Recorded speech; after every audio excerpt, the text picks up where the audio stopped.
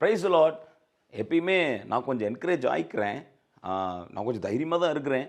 ஆனால் அப்பப்போ சடனாக சில காரியங்களை கேட்கும்போது, கேள்விப்படும்போது சர்ன்னு அப்படியே சறுக்கிடுது. பிரியமானவர்களே, வாழ்க்கைங்கிறது ஒரு டைட் மாதிரி தான். சம்டைம்ஸ் நல்லா ரைஸ் ஆகும். டைடுங்கிறது அலைகள் மாதிரி. அந்த அலை எப்படி எழும்பி மறுபடியும் கீழே போகுது. கீழே போனதுக்கப்புறம் அலையே உருவாகாமல் இருக்குதா, மறுபடியும் எழும்புறோம் இல்லையா? அதே மாதிரி தான். நீதிமான் 7 தரம் விழுந்தாலும் திரும்ப எழுந்திருப்பான். திரும்ப எழும்புகிற குணத்தை, திரும்ப எழும்புகிற ஆற்றலை கடவுள் இயேசு கிறிஸ்து நமக்குள்ளே வைத்து தான் நம்மளை உருவாக்கி இருக்கிறார். அது தேவைப்படுறப்ப சூறாவளியாகவும் மாறும், தேவைப்படுறப்ப சுனாமியாகவும் மாறும். என்னங்க, அதனால் உங்களுக்குள்ளே இருக்கிற தேவனுடைய வல்லமையை சாதாரணமாக நினச்சிடாதீங்க. Always be encouraged. தாவீது தன்னைத்தானே கர்த்தருக்குள்ளே திடப்படுத்தி கொண்டான் என்று நம்ம பார்க்கிறோம். He always use to encourage himself. நம்ம யாரோ ஒரு எக்ஸ்டர்னல் ஃபோர்ஸ் நம்மளை தைரியப்படுத்தணும் அப்படிங்கிறதுல, நமக்குள்ளே இருக்கிற அபிஷேகம், நாம் பெற்றுக்கொண்ட ஆண்டவருடைய அபிஷேகம், பரிசுத்த ஆவியானவர் நம்முடைய பலவீனங்களில் நமக்கு உதவி செய்து நம்மை திரும்ப எழுப்புவார். அவருக்கு விட்டு கொடுத்தோம்னா போதும், நம்ம திரும்ப திரும்ப எழும்புவோம், ஆண்டவருக்காக பிரகாசிப்போம், நமக்குண்டான லக்கை நோக்கி ஆண்டவர் நடத்துவார். யோனாவை பார்த்துக்கோங்களேன்.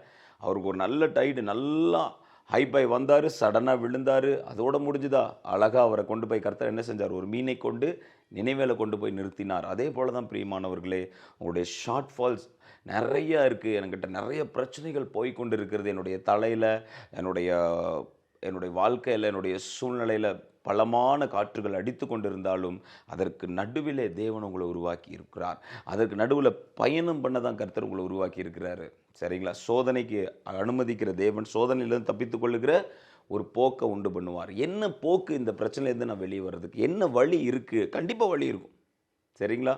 பூட்டுன்னு ஒன்று இருந்தால் அதுக்கு சாவின்னு ஒன்று இருக்கும் இல்லையா?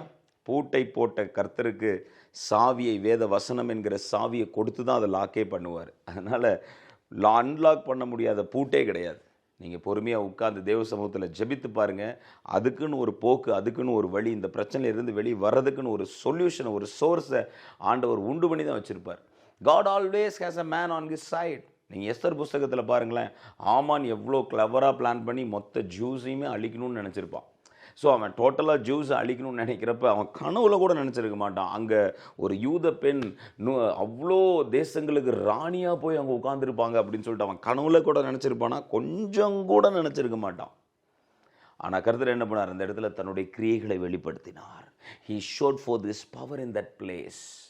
தேவன் எப்பயுமே ஒரு போக்கை, ஒரு வழியை, ஒரு மனிதரை, ஒரு சொல்யூஷனை உங்களுக்குன்னு உண்டு பண்ணி வைத்திருப்பார். உங்களை பாதுகாக்க, உங்களை ஆசீர்வதிக்க, உங்களுக்கு உதவி செய்ய, உங்களுக்கு ஒரு கேடகமாக இருக்க தேவன் எப்பொழுதும் ஒரு ஆரணை எழுப்புவார். கர்த்தர் ஒரு நாளும் உங்களை கைவிட மாட்டார். ஆமென். God bless you. கர்த்தர் உங்களை ஆசீர்வதிப்பாராக.